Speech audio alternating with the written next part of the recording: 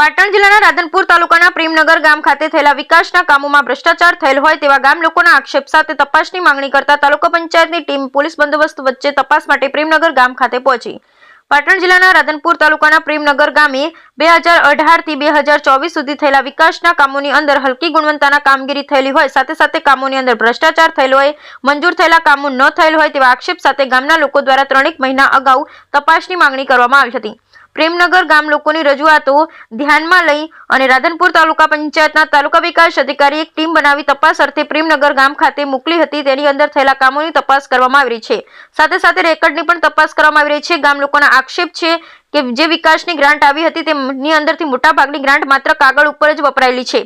આ કામગીરી સાથે જોડાયેલા કોન્ટ્રાક્ટર, સરપંચ, તલાટી કમ મંત્રીને મંજૂર કરનાર અધિકારી સહિતના લોકો ઉપર ભ્રષ્ટાચારના ગામ લોકોએ આક્ષેપ લગાવ્યા હતા। યોગ્ય તપાસ થાય, સરકારશ્રીના નાણાંનો થયેલો ભ્રષ્ટાચાર બહાર આવે, ભ્રષ્ટાચાર કરનાર સામે કાયદેસરની કાર્યવાહી થાય તેવી માંગણી કરવામાં આવી હતી। લાખો રૂપિયાના કામોમાં ગેરરીતિ થઈ હોય તેવું ગામ લોકોના આક્ષેપ સાચું હોય તો શરમજનક કહેવાય। Bureau report Ramjibhai Raigor.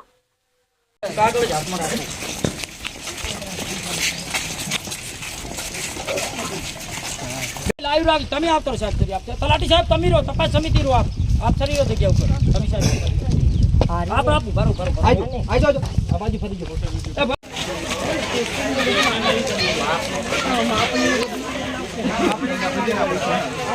આર્યો ડીપ ચાર ડીપ આર્યો એક વાર સાહેબ સરી જોઈ લો આપ સરી તમારા માટે આયા નવો કે તમે ખૂબ આભાર આપ સરી તમને કહેવા જોઈએ દાખલા કે રોડની વાત છે કે રોડના મટીરિયલની વાત છે એ અમને નાકાઈને પૂછવું પડશે કારણ કે અમારી પાસે ટોટલ ડોક્યુમેન્ટ છે શું કામ છે એવું તપાસના થઈને કેટલાની રકમ છે કેટલાની રકમ ઉપડી લાઈવ રાખી તાલુકા સમિતિ હાજર છે પણ એ કાંઈ કરી શકે એવું લાગતું નથી।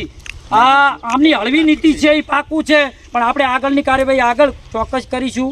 મંત્રી શ્રીને મળીશું, હરેશ સંઘવીને પણ મળીશું, મુખ્યમંત્રી શ્રીને મળીશું અને 1.5 કરોડ રૂપિયાની ગ્રાન્ટ છે। આશરે મારા ગામમાં કોઈ વિકાસ નથી અને રાજ્ય સરકારને અમે ચોક્કસ મળવાના ટૂંક જ સમયમાં।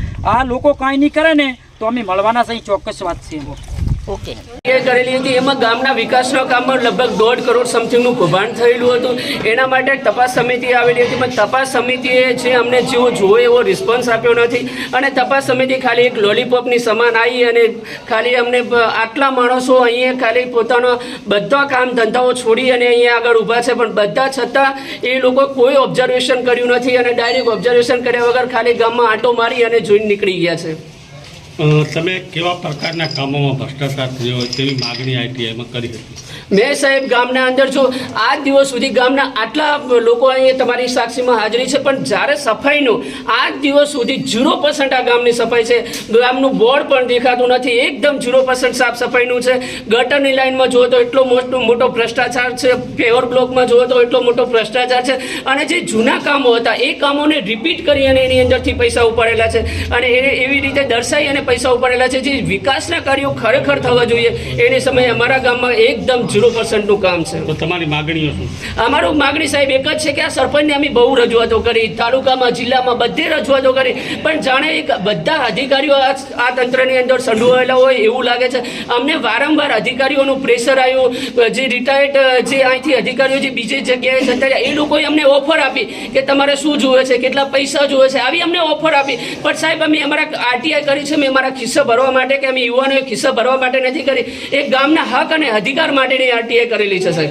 એ કયા અધિકારી હતા કે તમને ઓફર આપી આ વાત? સાહેબ એ હું અત્યારે બધાની સામે નહીં કહી શકું પણ જ્યારે સમય આવશે ત્યારે હું આપને બધાની સામે ખુલીને પણ કહી શકીશ કે જે અધિકારીઓએ અમને લાલચ આપી હતી કે તમે આરટીઆઈ છોડી દો, તમને તમારું પૂરતું કામ કરી દઈશું, પૈસા આપીશું, બધું અમને લાલચ આપી છે પણ છતાં સાહેબ એના માટે થઈને આજે 4 મહિના જેટલો સમય થઈ ગયો, એના માટે થઈને જ આ કાર્યમાં વિલંબ થયો છે કારણ કે એમને એવું હતું કે ખરેખર સમાધાન થઈ જશે પણ અમે આરટીઆઈ અમારા ખિસ્સા ભરવા માટે નથી કરી। અમે એક ગામના જાગૃત યુવાન તરીકે આ ગામના લોકો, ગરીબ લોકોનો હક અને અધિકાર છીનવાય નહીં અને આ ગામ પણ ભલે અમે શરૂઆત લેટ કરી છે પણ અમારી આગળની શરૂઆત ગ્રેટ હશે એવો અમને વિશ્વાસ છે અને ગામ લોકોએ અમને જે બધું હવે શું માગણી? અમારી માગણી એક જ છે કે જે સરપંચને જે પોતાના યુવાનો થકી જે ગામના આગેવાનો થકી જે સરપંચને ચૂંટ્યો, ખરેખર એને વિકાસલક્ષી જે કાર્ય કરવા જોઈએ એને વિકાસલક્ષી એક પણ કાર્ય કર્યું નથી.